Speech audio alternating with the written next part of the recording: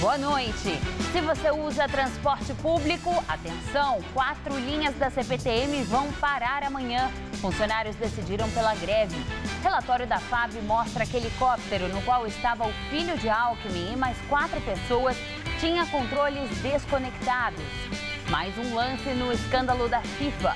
Joseph Blatter renuncia à presidência da entidade. Presidente Dilma regulamenta a PEC das domésticas. Saiba o que muda.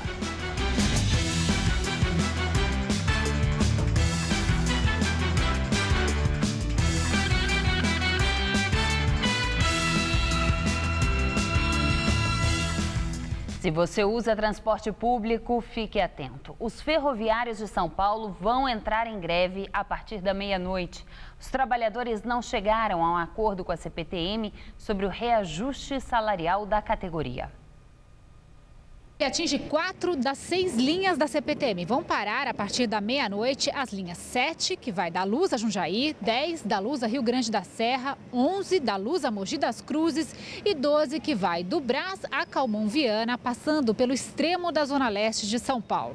Os 4 sindicatos que representam os ferroviários fizeram assembleias nesta noite.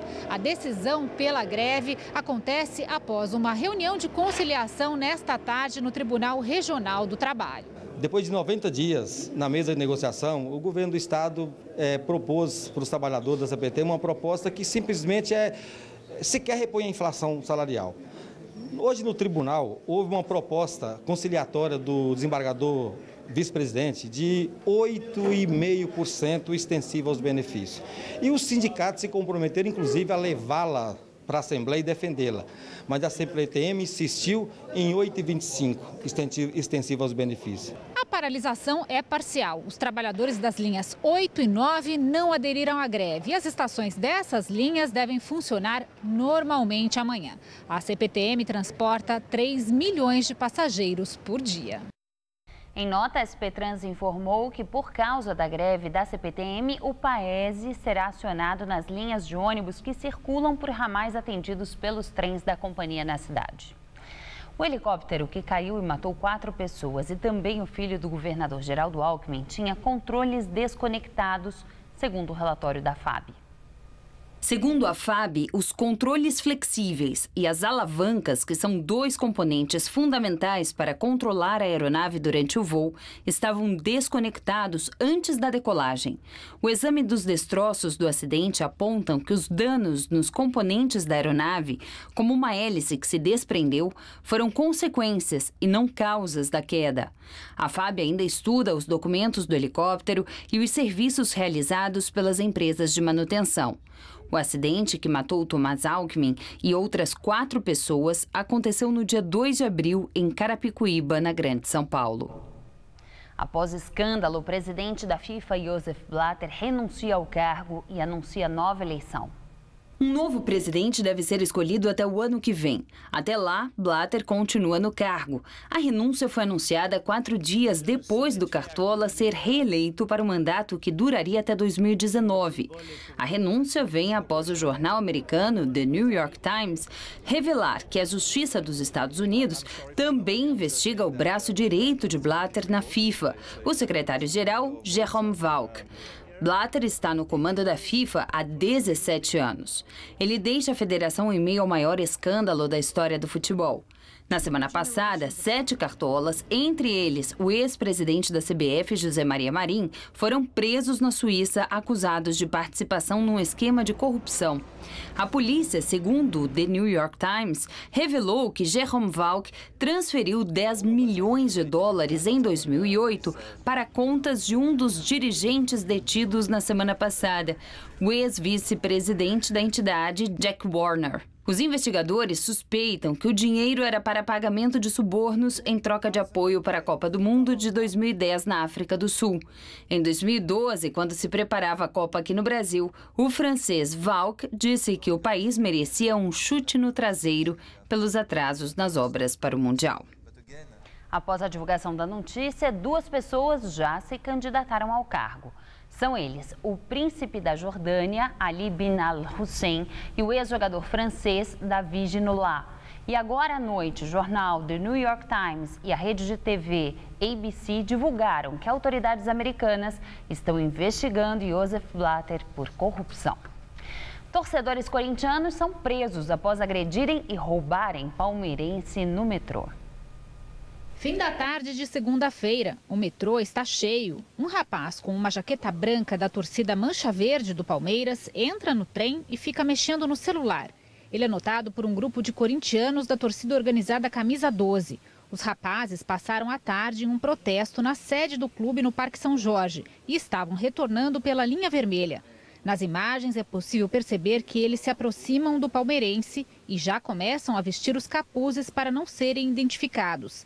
Na sequência, começam as agressões. O palmeirense é empurrado do trem na estação Belém, sem a jaqueta. Ele chama os seguranças.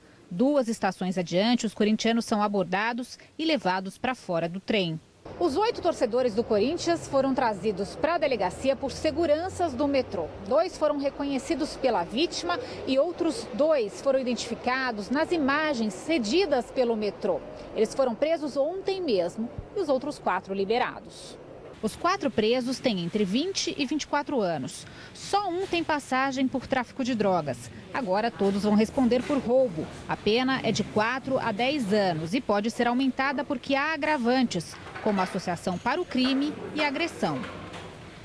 E desde sexta-feira, o Disque Denúncia passou a receber informações sobre casos de violência de torcidas de futebol ocorridos no estado de São Paulo. O Disque Denúncia, que é o 181, tem atendimento 24 horas, todos os dias da semana e garante o anonimato de quem denuncia. Uma fila de carros chamou a atenção hoje de quem passava por um posto na Zona Oeste. O local ofereceu combustível mais barato. Dá uma olhada na diferença de preços da gasolina.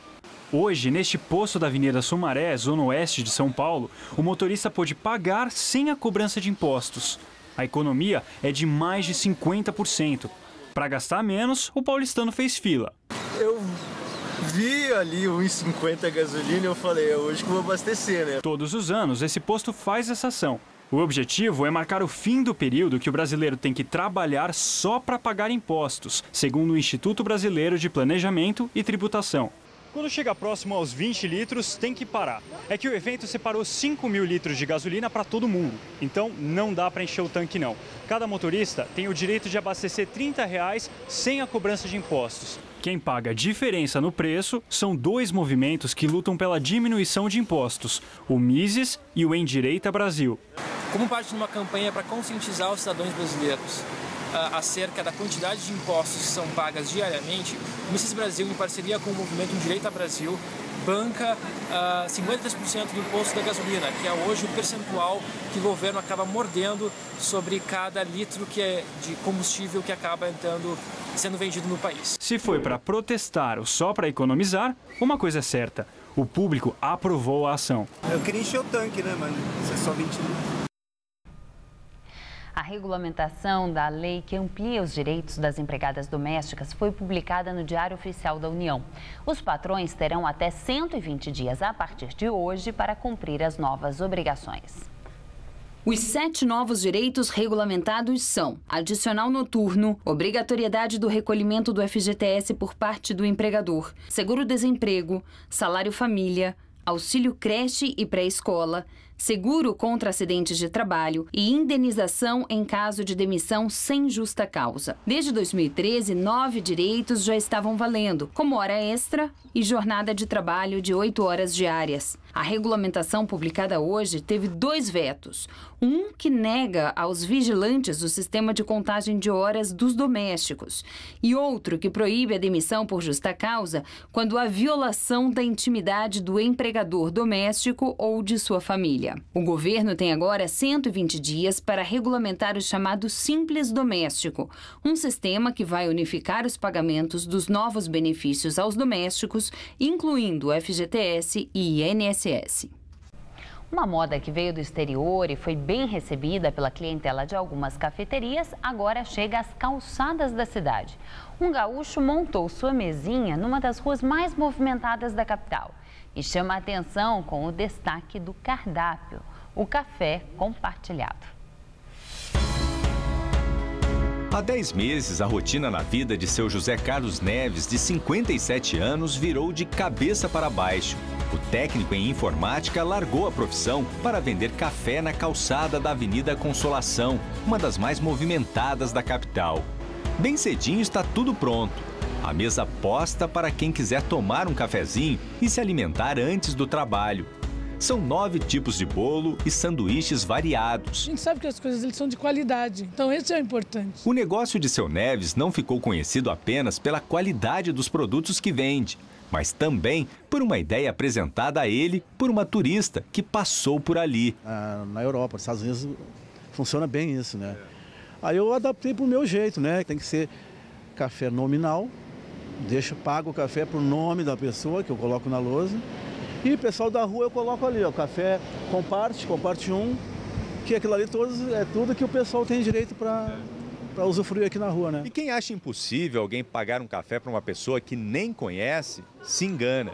Aqui nesse quadro, o seu Neves tem aqui o controle dos cafés que foram compartilhados. Tem chá, fatia de bolo, tem lanche, tudo pago por algum cliente. O certo é que aqui ninguém vai passar vontade. Rosângela tinha pressa, mas aceitou parar um pouquinho para tomar o café do seu Neves. Deixaria um café também pago para alguma pessoa? Eu deixaria. Só que eu não tenho agora para deixar, né? Priscila ficou sabendo da ideia pelas redes sociais e veio conferir. Acabou deixando um café pago. Eu vim ajudar também, porque é muito interessante. Nem todo mundo tem a oportunidade de tomar um café da manhã, né? Um dia pode ser eu que venha precisar, né? E em pouco tempo as ofertas vão aparecendo na lousa. Bom para os clientes, para quem está sem dinheiro para o cafezinho e, claro, para seu Neves, que vê o lucro aumentar. Ele chega a vender mais de 10 litros de café por dia e ganha, em média, R$ 400 por jornada. É uma corrente bem legal, bem saudável, né? E vocês se lembram da Rosângela, que tomou um cafezinho de graça? Pois é, ela voltou para agradecer a cortesia. O penso é satisfação, ajudar o próximo. Diante da onda de hostilidade desde o fim das eleições, o ministro Edinho Silva, da Secretaria de Comunicação da Presidência da República, instruiu empresas públicas, sobretudo a Caixa Econômica e o Banco do Brasil, a fazerem propagandas incentivando a cultura de paz. A orientação, segundo o jornal o Globo, foi dada em abril. Hoje, o ministro afirmou que sua preocupação é com os casos de intolerância de uma maneira geral e não especificamente com agressões dirigidas a petistas. E agora vamos ao comentário de política com José Neumann e Pinto. Para nós, você deixaria um cafezinho pago para o Alexandre Padilha, hein? Para o Edinho Silva, para o Guido Mantega? Fique tranquilo, você não vai ter que pagar café, você vai ter que pagar muito mais. Porque esse cínico, senhor Edinho Silva, está tomando dinheiro meu e seu para financiar uma campanha de paz. Paz, porque no Brasil as famílias estão divididas, ninguém mais se entende por causa da guerra política.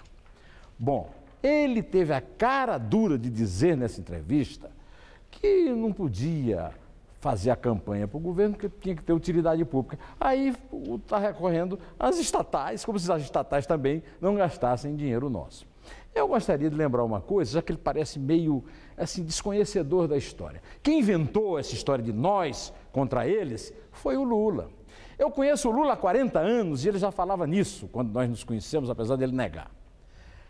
Na campanha em que ele derrotou o Alckmin, ele dividiu o Brasil entre o Nordeste e o Sudeste, entre os que pagam impostos e os que vivem de subsídio oficial, e dentro dessa divisão era: nós somos os bons, nós somos os heróis, vocês são as elite branca que detesta ver pobre viajar em avião.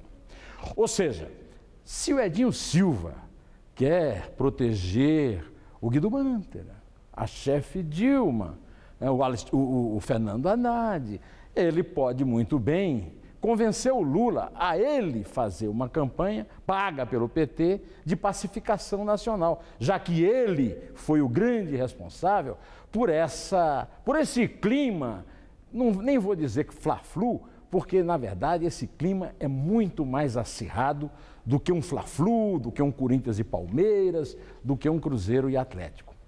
Além do cinismo, da cara dura, de pegar dinheiro público para financiar estatais fazendo uma campanha. Aliás, qual é a eficácia de uma campanha pacificadora como essa? É jogar dinheiro fora. E eles só jogam esse dinheiro fora porque é dinheiro nosso, não é dinheiro deles. Agora, não tem eficácia nenhuma.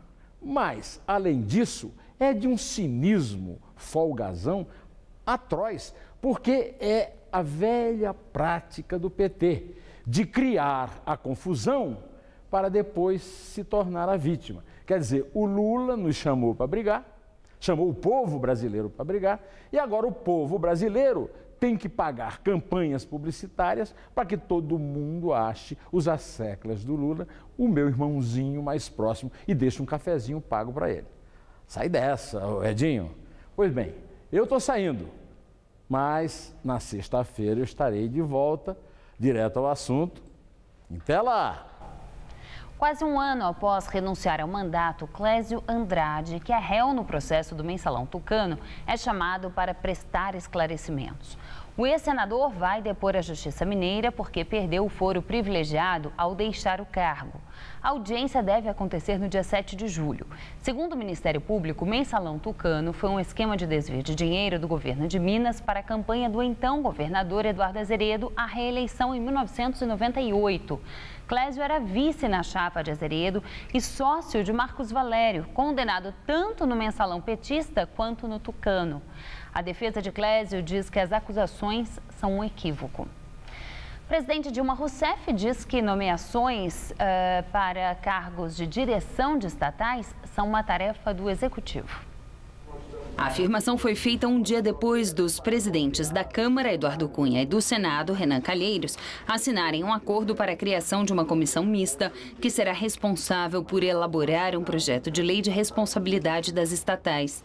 Ao ser questionada sobre a proposta que quer reduzir o poder do Planalto, exigindo a participação dos senadores na escolha dos dirigentes das estatais, a presidente defendeu a independência de todos os poderes.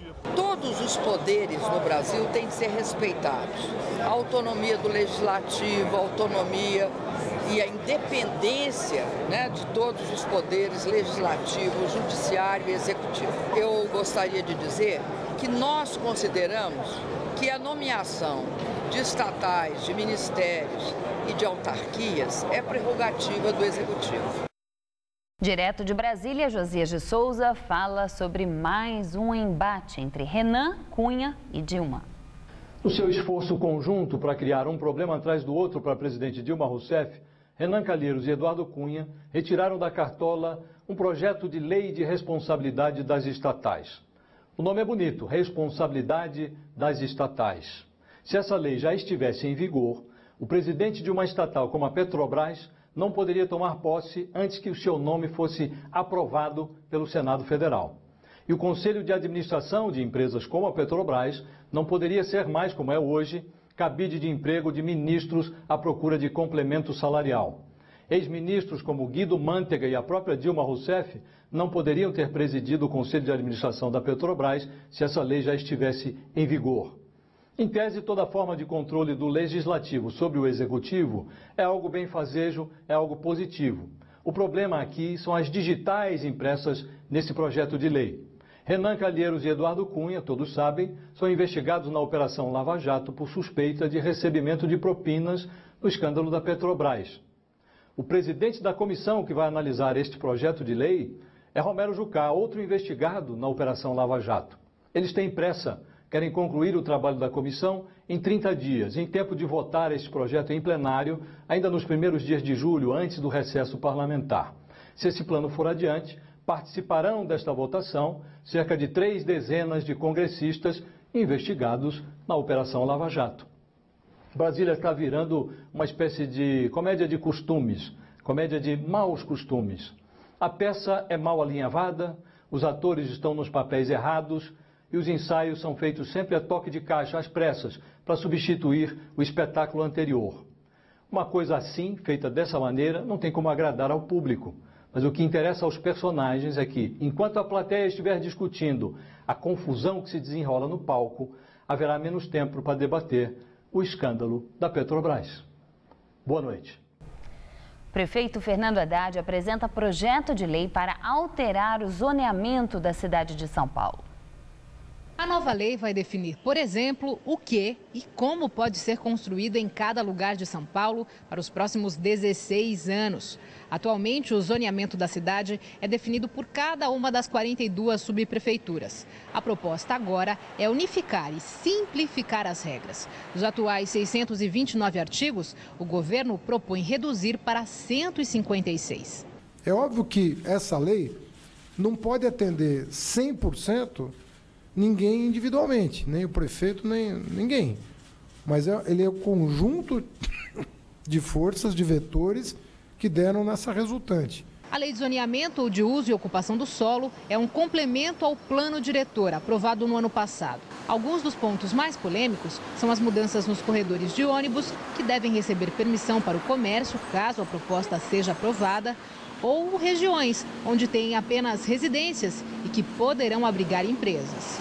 Quando se fala, tem que respeitar as zonas estritamente residenciais, nós estamos respeitando pela modulação moderada da própria tipologia de corredores, que não quer descaracterizar, ao contrário, quer recaracterizar no sentido de que promova um uso mais inteligente para impedir que em determinadas horas do dia o bairro se degrade. Entre as novidades, a Prefeitura quer criar a chamada cota ambiental para novos empreendimentos, ou seja, toda a construção terá de cumprir um número mínimo de ações sustentáveis, como armazenar água de reuso.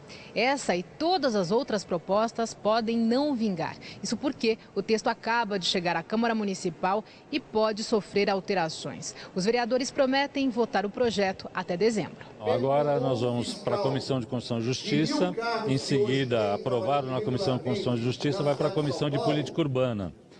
A Comissão de Política Urbana já tem planejado 40 audiências públicas, uma por subprefeitura e mais 8 audiências temáticas. Teremos esse fim de semestre e todo o segundo semestre de debate. A seguir, Literatura que Liberta, projeto prevê remissão de pena para detentos que leem. Se você quer estudar jornalismo, relações públicas, publicidade e propaganda ou rádio, TV e internet, a Faculdade Casper Libero é o seu lugar.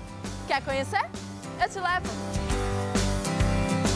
Aqui a gente aprende na sala de aula e também em laboratórios de rádio, fotografia, edição de imagens e estúdios de TV. Você também pode colaborar em revistas, sites, programas de TV e rádio laboratoriais. E tem oportunidade de estágio dentro da Fundação Casper Libero. São mais de 60 anos de tradição numa localização incrível. Faculdade Casper Libero, formando os melhores profissionais da comunicação. Quer saber mais? Acesse nosso site. No Todo Seu de hoje, tem muitos fuxicos com Esther Rocha. Ela vai trazer várias novidades sobre o mundo dos famosos. Confira.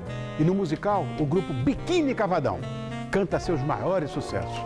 Todo Seu é hoje, 10h30 da noite. Pode vir que estou aqui te esperando. Até lá.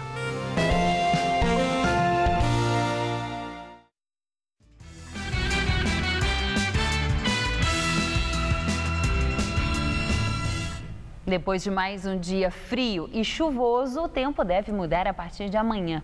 A tendência é de que esquente um pouco mais ao longo do dia, mas as madrugadas continuarão geladas. Mariana Armentano traz os detalhes da previsão.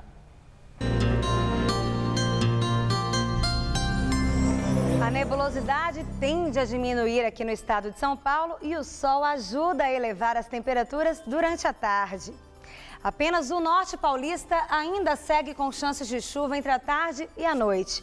Em todas as outras áreas do estado, as nuvens diminuem, já dando espaço ao sol, o tempo fica firme e as temperaturas até sobem um pouco mais em relação aos últimos dias durante a tarde, porque à noite o friozinho continua. Em Votuporanga, máxima de 28 graus e mínima de 17. Em Barretos, temperaturas entre 18 e 25 graus e em São José do Rio Preto, máxima de 26. Nas cidades do litoral, a máxima chega aos 24 graus amanhã à tarde. Aqui na Grande São Paulo, o dia pode até amanhecer com névoa por causa do frio da madrugada, mas ela logo se dissipa e o sol também volta a aparecer. Nesta quarta-feira, mínima de 15 e máxima de 23 graus. Na quinta, feriado, temperaturas entre 14 e 24 graus. E na sexta-feira, esquenta um pouco mais, máxima de até 25 graus durante a tarde, com sol e céu azul. Dom Paulo Evaristo Arnes é internado em São Paulo. Ele foi levado para o Hospital Santa Catarina, que fica aqui na Avenida Paulista. De acordo com a assessoria da Arquidiocese de São Paulo, o cardeal estava em casa, em Taboão da Serra, na região metropolitana, e passou mal pela manhã. Sua situação é considerada estável. Ele tem 93 anos. Detentos de 4 penitenciárias paulistas participam de um projeto de diminuição das penas por meio da leitura de livros. O programa foi regulamentado há 2 anos pelo Tribunal de Justiça do Estado. Antes disso, a remissão da pena só era possível por trabalho ou estudo. Este detento de 41 anos cumpre pena desde os 23. Há 6 meses, foi transferido para o presídio Antônio Souza Neto, em Sorocaba, interior de São Paulo. Nas mãos dele, o romance Madame Bovary, do francês Gustave Flaubert, um dos mais conhecidos da literatura. É um desprendimento da realidade que a gente está enfrentando. Com os livros, você se transporta para aquele mundo ali. O companheiro de presídio também está fascinado pelas palavras. Ele acabou de concluir O Nome da Rosa, do italiano Umberto Eco. Já é o 5º livro que ele lê na prisão. Eu leio de tudo, né? Desde trabalho para fazer em sala de aula até livros de ficção, não ficção. Atualmente, 5 presos do complexo, que abriga mais de 2.000 detentos, participam do programa de remissão da pena através da leitura. A medida está aberta para todos. Ele não pode estar trabalhando e não pode estar estudando. Enquanto a remissão de pena, não pode ter duplicidade. Hoje já nós temos uma lista de espera com cerca de 8 a 6 pessoas aguardando. A expectativa do TJ é que todos os presídios paulistas adotem o sistema até o fim do ano que vem. Funciona assim: a cada 30 dias de leitura, 4 dias a menos na pena. Assim, o participante terá no prazo de 12 meses a possibilidade de reduzir 48 dias do ciclo prisional. O interessante deste programa é que depois da leitura, os detentos são orientados pela própria equipe aqui do presídio a elaborar uma resenha sobre a obra. A ideia é avaliar se eles conseguiram entender a história, mas principalmente aplicar um olhar crítico sobre ela. A resposta que eles nos dão vai além da remissão, com certeza. O olhar deles, você percebe que é diferenciado, né? Que eles começam a compreender o mundo, porque leitura, sem dúvida, é interagir com o mundo. Viajar nas páginas também é sonhar e fazer planos. O deste detento vai muito além de ganhar a liberdade. Eu estou trabalhando para poder ser futuramente um escritor. A edição das 10 do Jornal da Gazeta termina aqui. Fica agora com Rony Von no Todo Seu. Uma ótima noite para você e até amanhã.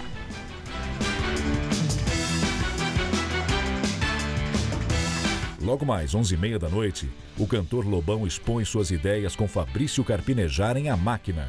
Assista agora, Todo Seu.